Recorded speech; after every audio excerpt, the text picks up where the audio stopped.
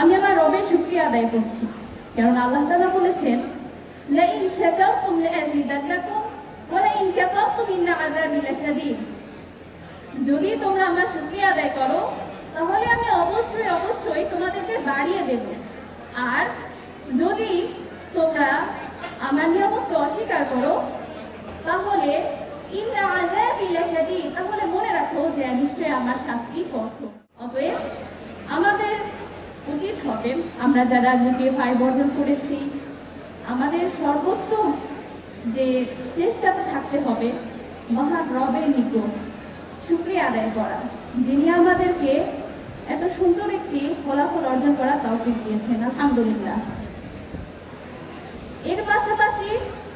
আমাদের এই সাফল্যের পেছনের পর্দায় রয়েছেন আমাদের গর্বিত পিতামাতা, শ্রদ্ধেয় শিক্ষক শিক্ষিকা মণ্ডলী এবং আরো আমাদের যারা শুভাকাঙ্ক্ষী রয়েছেন